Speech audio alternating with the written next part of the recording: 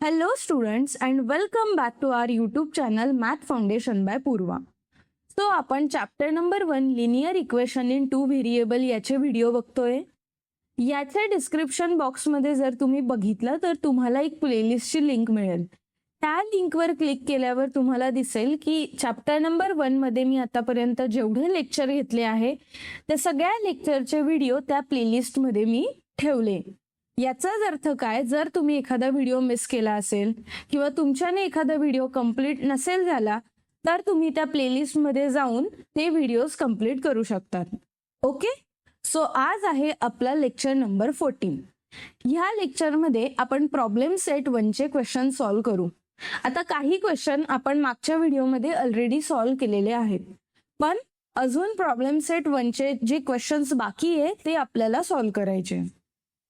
So आपण आता question number 5 चा थर्ड क्वेश्चन सॉल्व्ह करू, कारण फर्स्ट आणि सेकंड हे जे दोन क्वेश्चन होते हे आपण मागच्या व्हिडिओमध्ये कंप्लीट सॉल्व्ह केलेले आहेत. ओके, सो क्वेश्चन नंबर 5 काय म्हणतोय, solve the following equations by Cramer's method. So आपल्याला दोन सायमल्टेनियस इक्वेशन दिले आहेत आणि ते क्रॅमर्स मेथडने सॉल्व्ह करायचे. ओके, सो फर्स्ट इक्वेशन याच्यात आहे 3x minus 2y equal to 5/2. आता कधीही कोणतेही इक्वेशन्स मध्ये जर असा रेशो आला तर एक गोष्ट करायची की ह्या जो डिनॉमिनेटर असतो त्या नंबरने पूर्ण इक्वेशनला मल्टिप्लाय करायचं. का करायचं ते तुम्हाला आता कळेल. सो इथं मी लिहिते मल्टिप्लाय बाय 2. जर आपण 2 ने मल्टिप्लाय केलं तर इथं बनणार 2 multiplied by 3x minus 2 multiplied by 2y equal to 2 multiplied by 5/2. आता 2 3 जा होतो 6x minus 4y equal to हा 2 आणि हा 2 आपण कॅन्सल करू शकतो. याच्यासाठी आपण डिनॉमिनेटरने पूर्ण इक्वेशनला मल्टिप्लाय केलं. सो आपल्याकडे आलं हा इक्वेशन. आता ह्या इक्वेशनला बघितल्यावर कळतं की हा स्टँडर्ड फॉर्म मध्ये आहे. स्टँडर्ड फॉर्म म्हणजे काय, सगळ्यात आधी एक्स ची टर्म पाहिजे, मग वायचा टर्म पाहिजे, मग इक्वल टू साइन पाहिजे आणि त्यानंतर एक नंबर. सो ठीक आहे, सो हा जो पहिलं इक्वेशन होतं ते आपल्याला मिळालंय. आता सेम पद्धतीने दुसरं इक्वेशन आपण बघणार, जे आहे 1/3x plus 3y equal to minus 4/3. Denominator दोन ठिकाणी आहे पण दोघीकडे 3 आणि 3 आहे, म्हणजे आपण पूर्ण इक्वेशनला कशाने मल्टिप्लाय करू, मल्टिप्लाय बाय 3. सो इथं येणार 3 multiplied by 1/3x plus 3 multiplied by 3y equal to 3 multiplied by minus 4/3. So हा 3 कट झाल्यावर आलं 1x प्लस 3 3 जा होतो 9y इक्वल टू हा 3 आणि हा 3 गेल्यावर उरला -4. परत जर आपण याचा फॉर्म चेक केला तर x ची टर्म मग y ची टर्म इक्वल टू साइन आणि एक नंबर आहे. सो आता हे दोघी जे इक्वेशन आहे हे स्टँडर्ड फॉर्म मध्ये मिळाले.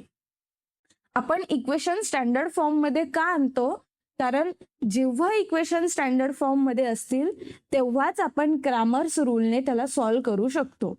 तो आपल्याला दोन इक्वेशन मिळाले. आता नेक्स्ट स्टेप असते find the value of D, dx आणि dy. सगळ्यात आधी डिटर्मिनंट डी काढू. डिटर्मिनंट डी मध्ये कोणत्या व्हॅल्यूज येणार, x ची व्हॅल्यू आणि y ची व्हॅल्यू. सो x ची व्हॅल्यू आहे 6 1, y च्या व्हॅल्यू मध्ये येणार -4 आणि 9. डी ची व्हॅल्यू जर काढायची असेल तर याला क्रॉस मल्टिप्लाय करावं लागतं. So 6 multiplied bye 9 1 multiplied by -4 आणि ह्या दोघांचं होतं सबट्रॅक्शन. 9 6 जर केलं तर ते येतं 54. 1 4 जा होतं 4, ही निगेटिव्ह साइन आणि ही निगेटिव्ह साइन झाली पॉझिटिव्ह आणि याचं आन्सर मिळालं 58. आता पुढचं आहे dx फाइंड आउट करायचं. dx आहे इथं x आहे म्हणून x च्या टर्मला आपण बघणार नाही. मग उरले y चे टर्म आणि ह्या व्हॅल्यू. y च्या टर्म नेहमी ह्या साईडलाच लिहितात. मग आणि ज्या उरलेल्या व्हॅल्यू आहे त्या इथं आपण लिहू. सो ह्या डिटर्मिनंटची व्हॅल्यू येणार 5 multiplied by 9 minus -4 multiplied by -4. 5 9 जा होतं 45. ही आली निगेटिव्ह साईन. 4 4 जा 16 होतं आणि निगेटिव्ह झालं positive. So 45 minus 16 equal to आलं 29. आणि लास्ट मध्ये आपल्याला डिटर्मिनंट dy काढावा लागेल. याला काढण्यासाठी आपण काय करतो, y कन्सिडर नाही करत, मग x आणि हे नंबर कन्सिडर करू. सो x ची व्हॅल्यू इकडे लिहिणार आणि हे जे नंबर आहे या इथं लिहिणार. सो अगेन मल्टिप्लाय करणार 6 multiplied by -4 minus sign 1 multiplied by 5. 6 4 जा 24 आणि निगेटिव्ह साइन 1 5 जा 5 इक्वल टू आलं -29. सो dx dy या 3 व्हॅल्यू आहे. तर फाइंड आउट करायचं आहे x आणि y ची व्हॅल्यू. सो x ची व्हॅल्यू काय येणार, dx divided by d. dx आहे 29, d ची व्हॅल्यू आहे 58. सो इथं आलं 1/2. y ची व्हॅल्यू जर काढायची असेल तर ती येणार dy divided by d. dy ची व्हॅल्यू आहे -29 डिवायडेड बाय 58. परत इथं आलं 1/2, पण ही निगेटिव्ह साईन याला मिळाली. सो आपल्या ह्या दोन इक्वेशनचं सोल्युशन आहे x, y equal to 1/2, -1/2. Okay, तो अशा पद्धतीने आपण हा प्रॉब्लेम सॉल्व्ह केलेला आहे. आता आपण बघू नेक्स्ट प्रॉब्लेम. नेक्स्ट प्रॉब्लेम मध्ये आपल्याला परत दोन इक्वेशन दिलेले आहेत. पहिलं आहे 7x plus 3y equal to 15 आणि दुसरं आहे 12y minus 5x equal to 39. आता जर आपण चेक केलं तर पहिलं इक्वेशनचा फॉर्म x प्लस वायचा टर्म इक्वल टू 15 करेक्ट आहे, पण दुसऱ्या याच्यामध्ये y ची टर्म पहिले. याचाच अर्थ आपल्याला ह्या इक्वेशनला स्टँडर्ड फॉर्म मध्ये आणावं लागेल. स्टँडर्ड फॉर्म काय असतो, सगळ्यात आधी x ची टर्म पाहिजे. सो ही पूर्ण जी व्हॅल्यू आहे ही इथं आली -5x. त्यानंतर हा आला प्लस 12y इक्वल टू 39. आता बघा x ची टर्म सगळ्यात पहिले आहे का, यस. त्यानंतर y ची टर्म आहे, यस, आणि मग इक्वल टू नंबर आला. तो हा झाला आपला फर्स्ट इक्वेशन आणि हा झाला सेकंड इक्वेशन. ह्या दोन इक्वेशनने आपण आता क्रॅमर्स रूलला सोडवू. सो पहिलं इक्वेशन आपण इथं लिहिलंय आणि दुसरं इक्वेशन इथं लिहिलंय. आता फाइंड आउट करायचंय dx आणि dy. सो सगळ्यात आधी आपण d चं डिटर्मिनंट लिहू, मग dx चं डिटर्मिनंट शोधू आणि नंतर मग dy चं डिटर्मिनंट फाइंड आउट करू. d च्या डिटर्मिनंट साठी x आणि y चे टर्म लागेल. सो इथं येणार 7 -5 3 आणि 12. dx आहे म्हणून x चे नाही येणार, y चे आणि ह्या व्हॅल्यूज येतील. सो y च्या व्हॅल्यूज इथं लिहिणार आणि ज्या उरलेल्या व्हॅल्यूज आहे 15 आणि 39 त्या इथं येतील. dy साठी आपण y चे व्हॅल्यूज नाही घेत, मग x चे व्हॅल्यू आल्या 7 -5. मग इथं काय येणार, उरलेल्या व्हॅल्यू जे आहे 15 आणि 39. सो पटकन dx आणि dy ची व्हॅल्यू काढू. सो d ची व्हॅल्यू काढण्यासाठी 7 मल्टिप्लाइड बाय 12 -5 मल्टिप्लाइड बाय 3. 7 12 जर केलं तर ते होतं 84. 5 3 जा होतं 15 आणि निगेटिव्ह झालं 50 plus. So 84 plus 15 equal to आलं 99. dx ची व्हॅल्यू काढण्यासाठी येणार 15 multiplied by 12 -39 multiplied by 3. So याचं कॅल्क्युलेशन जर केलं तर ते येतं 180 minus 117 which is equal to 63. आता हे मल्टिप्लिकेशन मी कुठं केलेले आहेत, तर हे मल्टिप्लिकेशन मी माझ्या नोटबुकवर करून ठेवले, कारण जर मी मल्टिप्लिकेशन इथं कसं करायचं ते शिकवलं तर व्हिडिओ 2 तासाचा बनेल. याच्यामुळे मी काय करते की हे जे कॅल्क्युलेशन असतात ते मी माझ्या नोटबुकवर सॉल्व्ह करून ठेवते. पण तुम्ही जेव्हा सॉल्व्ह करेल तेव्हा तुम्ही स्वतः एक एक मल्टिप्लिकेशन करून बघा. ओके, सो आता डीवायचं बघू. डीवाय साठी येणार 7 multiplied by 39 minus 5 multiplied by 15. 7 multiplied by 39 होतं 273 मायनस 75, पण हा निगेटिव्ह आणि हा निगेटिव्ह झाला पॉझिटिव्ह आणि याचं आन्सर आलं 348. सो आता आपल्याकडे dx dy आहे. आपल्याला फाइंड आउट करायचं आहे x ची व्हॅल्यू आणि y ची व्हॅल्यू. सो x ची व्हॅल्यू कसं लिहितात, dx by d which is equal to 63/99. Okay, आता 63 ला जर आपण 3 ने डिवाइड केलं तर इथं येतं 21 आणि इथं येणार 33. परत आपण 21 ला जर 3 ने डिवाइड केलं तर येतं 7 आणि इथं येणार 11. याच्या पुढे आपण काही डिवाइड करू शकत नाही. नेक्स्ट आहे dy बाय d, याच्याने आपल्याला y ची व्हॅल्यू मिळेल. सो 348 डिवायडेड बाय 99 आणि याला जर केलं आपण 3 ने डिवाइड तर इथं येतं 116 आणि इथं येतं 33. याच्या पुढे आपण डिवाइड करू शकत नाही. सो फायनली आपलं जे सोल्युशन आलं आहे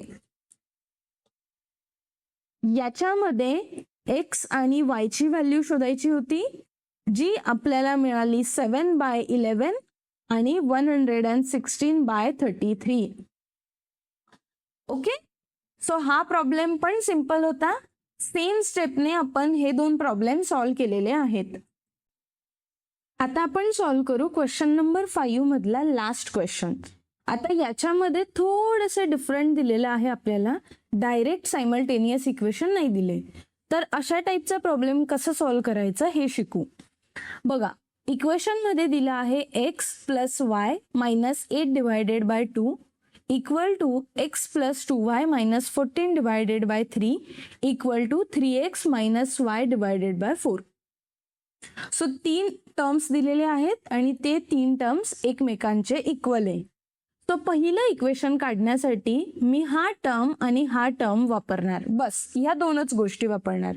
सो मी काय करते इथं x plus y minus 8 divided by 2 equal to x plus 2y minus 14 divided by 3 करते. सो आता ह्या 3 ला याला मल्टिप्लाय करणार आणि ह्या 2 ने याला मल्टिप्लाय करणार. सो इथं काय बनणार मग 3 multiplied by x plus y minus 8 equal to 2 multiplied by x plus 2y minus 14. ठीक आहे, आता 3 ने प्रत्येकाला मल्टिप्लाय करा. सो 3 मल्टिप्लाइड बाय x होतो 3x, 3 मल्टिप्लाइड बाय y होणार 3y आणि 3 मल्टिप्लाइड बाय 8 जर केलं तर तो होतं 24. सेम वेने इकडं पण करू. 2 मल्टिप्लाइड बाय x केलं तर 2x, 2 मल्टिप्लाइड बाय 2y जर केलं तर 2 2 होतं 4 म्हणून plus 4y minus 2 multiplied bye 14 केलं तर ते येतं 28. आता हे सगळ्या ज्या टर्म्स आहे याला आपण इकडं आणू. सो हे झालं 3x plus 3y minus 24 minus 2x plus minus 4y, कारण सगळ्यांचे साईन आपल्याला चेंज करावे लागेल. जर त्यांचे साईड चेंज होत आहे तर साईन पण चेंज करावं लागेल आणि प्लस 28 इक्वल टू आलं 0. आता 3x आणि मायनस 2x आलं x, 3y मायनस 4y आलं मायनस 4 मायनस y आणि मायनस 28 आणि प्लस 28 जर केलं तर ते झालं 4. पण त्या 4ला आपण तिकडं घेतलं तर तो आला -4. सो हे मिळालं आपल्याला फर्स्ट इक्वेशन. ठीक आहे, मी इथं काय केलं ते कळालं तुम्हाला. 3x आणि -2x आलं x, 3y आणि -4y केलं तर -y आला. हा होता -24 आणि हा होता +28. सो याचं जर कॅल्क्युलेशन केलं तर ते 4 येतं, पण 4ला आपल्याला त्या साईडला पाठवायचं होतं म्हणून तो झाला -4. सो फर्स्ट इक्वेशन काय आहे, x - y = -4.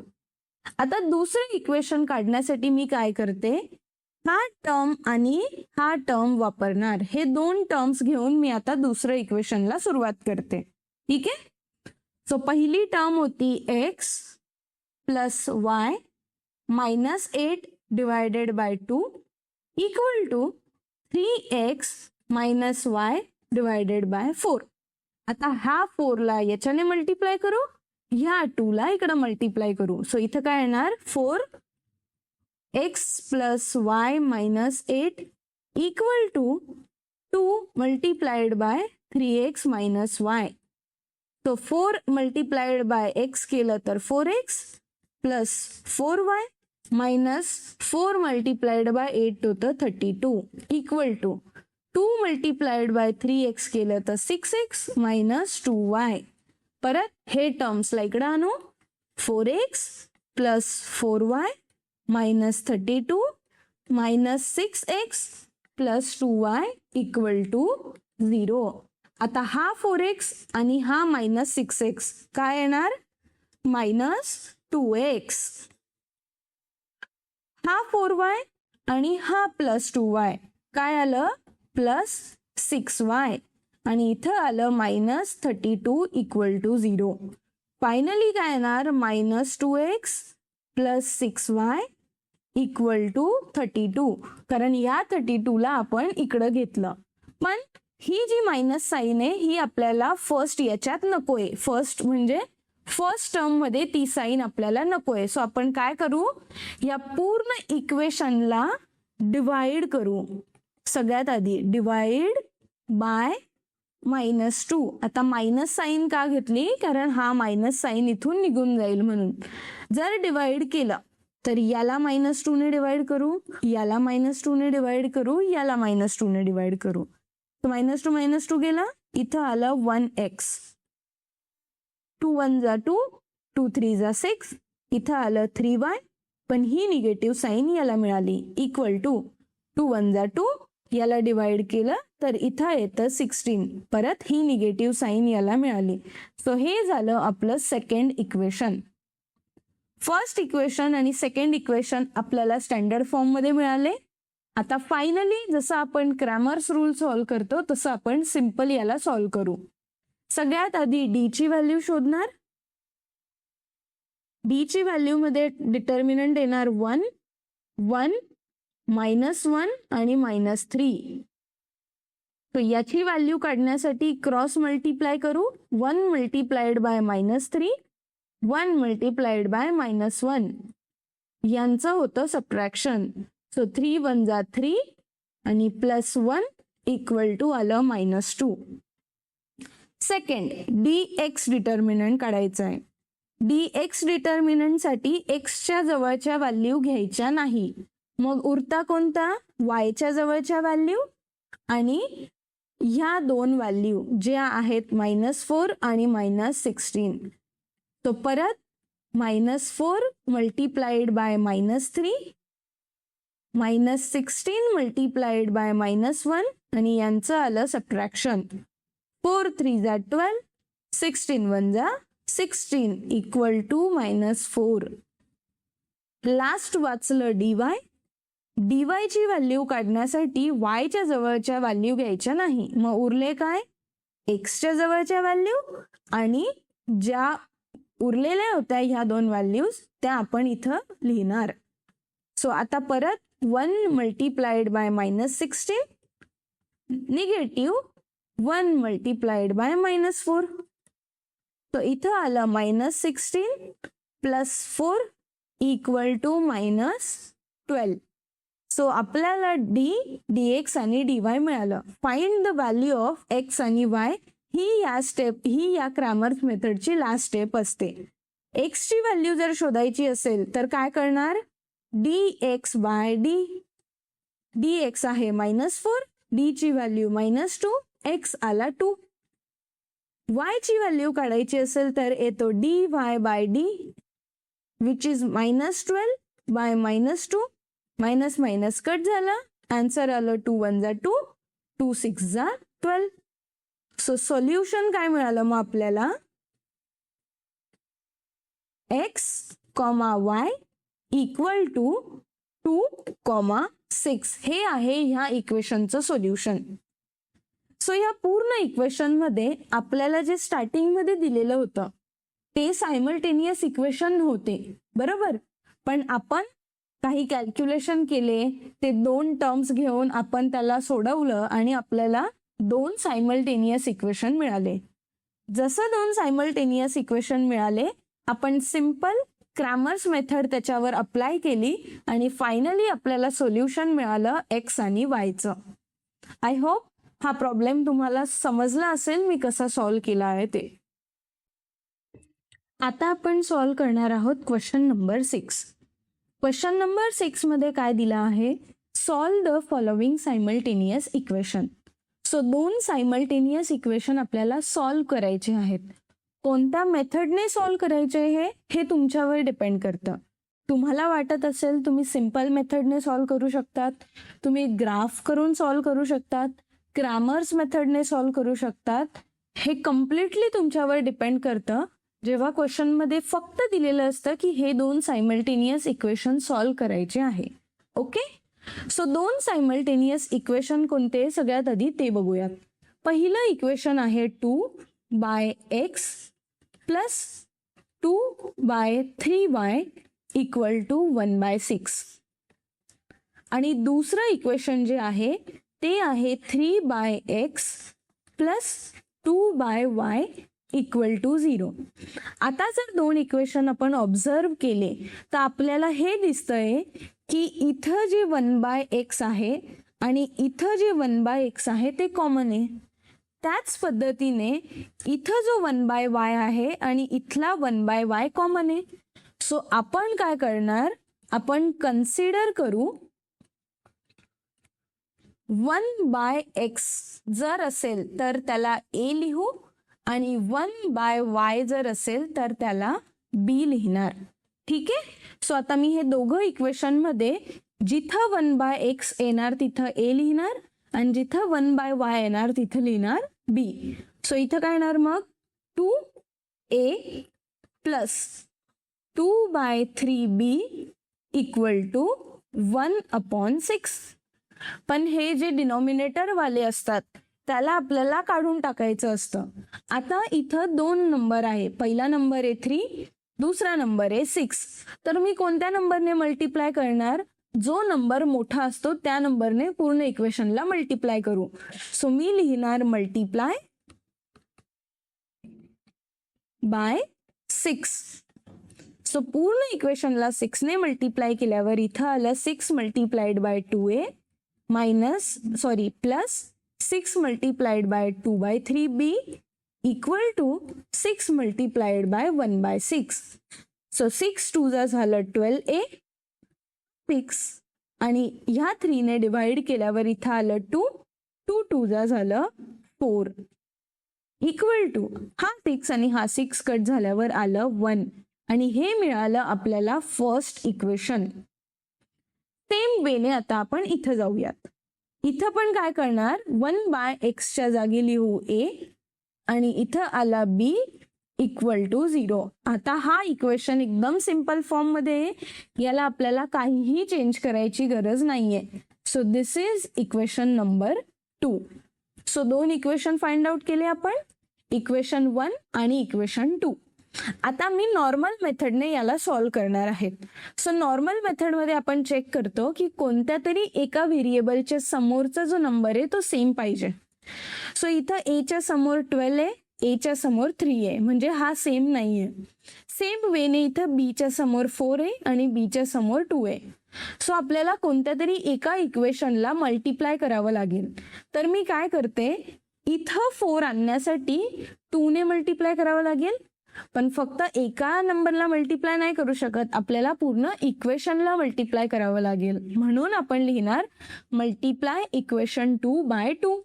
इक्वेशन 2 आहे 3a plus 2b equal to 0. आता याला 2 ने मल्टिप्लाय करा. 2 multiplied by 2b equal to 2 multiplied by 0. So 2 3 जा झालं 6a प्लस 2 2 जा 4b इक्वल टू 0. आणि हे झालं आपल्यासाठी न्यू इक्वेशन 2. सो इक्वेशन 1 आणि न्यू इक्वेशन 2 ला ऑब्झर्व केलं तर बी च्या समोर इथं पण 4 आला, इथं पण 4 आला. पण दोघीकडे 4 ची जी साईन आहे ती प्लस आहे, म्हणजे सेम साईन आहे. आणि जेव्हा सेम साईन असते कॉन्स्टंटला तेव्हा आपण दोन इक्वेशन मध्ये काय करतो, सबट्रॅक्शन. सो तीच नेक्स्ट स्टेप आहे, सबट्रॅक्ट इक्वेशन नंबर 1 आणि इक्वेशन नंबर 2. 2 कोणतं, न्यू वालं. ह्या दोघांना आपण आता सबट्रॅक्ट करू. आणि सबट्रॅक्ट करणं म्हणजे काय असतं, हा जो सेकंड इक्वेशन आहे याच्या सगळ्या साईन उलट्या होतात, चेंज होऊन जातात. पॉझिटिव्ह असेल तर निगेटिव्ह होतात, निगेटिव्ह असेल तर पॉझिटिव्ह होतात. सो इथं आपण तिघांचे साईन चेंज केले.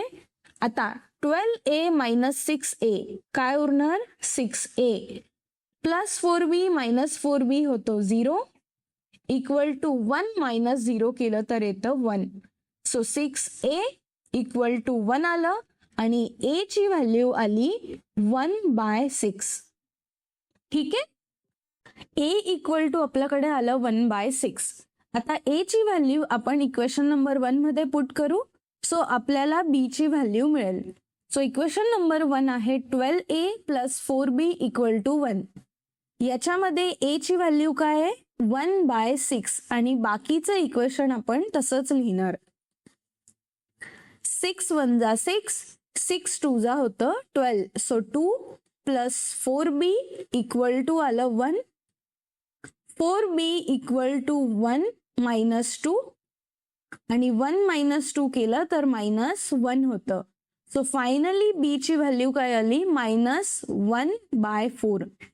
तो a आणि b तर आपल्याला मिळाले, पण क्वेश्चन मध्ये a आणि b फाइंड आउट नव्हतं करायचं. क्वेश्चन मध्ये फाइंड आउट करायचं होतं x आणि y. हे अल्टिमेट सोल्युशन आहे. So find the value of x आणि y. पण x आणि y ची व्हॅल्यू आता शोधणार कसं. जर तुम्ही क्वेश्चन स्टार्ट मध्ये बघितला असेल कसा सॉल्व्ह केला, तर तिथं मी एक गोष्ट कन्सिडर केली होती. ती काय होती, 1/x इक्वल टू a आणि 1/y इक्वल टू b. बरोबर, याच्यापासून आपण सुरुवात केली.